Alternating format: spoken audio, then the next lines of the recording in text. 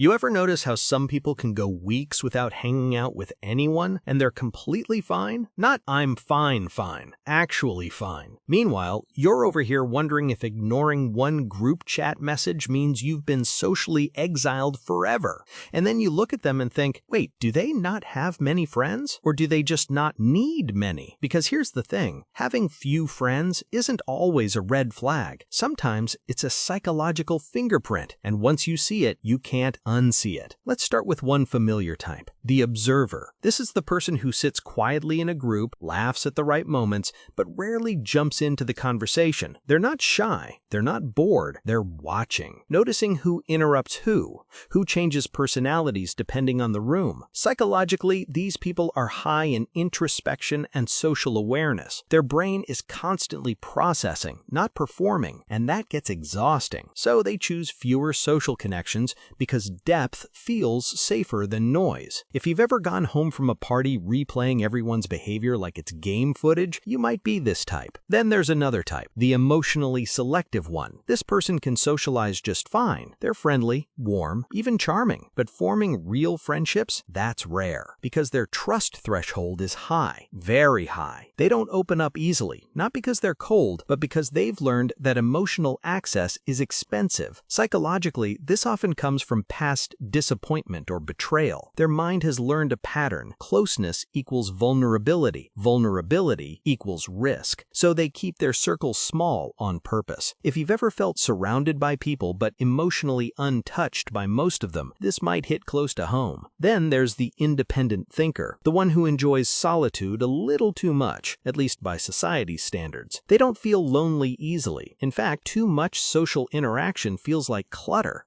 These people often have strong internal worlds, ideas, hobbies, inner dialogue that keeps them stimulated. Psychologically, their dopamine doesn't rely heavily on social validation. They don't need constant feedback to feel real. But here's the twist. Because they're so self-sufficient, friendships can feel optional instead of essential. If you've ever canceled plans and felt relief instead of guilt, you know this one. Another type tends to surprise people, the socially tired empath. This person cares deeply, listens intensely, feels everything, and that's exactly the problem. Every interaction drains them because they absorb emotional energy like a sponge. Psychologically, their nervous system is highly responsive to others' moods, so fewer friends means fewer emotional waves to manage. They're not antisocial, they're just protecting their bandwidth. If you've ever needed alone time after being around people you love, this might be you. And then there's the quiet achiever, the person focused on goals, routines, growth. They don't dislike people, they're just prioritizing something else. Their brain is future-oriented, often valuing progress over presence. Psychologically, they associate fulfillment with mastery, not belonging. Social life becomes a background feature, not the main plot. If you've ever looked up and realized most of your energy went into building something instead of bonding with someone, you're not broken. You're wired differently. Now here's what ties all of this together. People with few friends aren't necessarily lacking social skills. Often, they're exercising choice.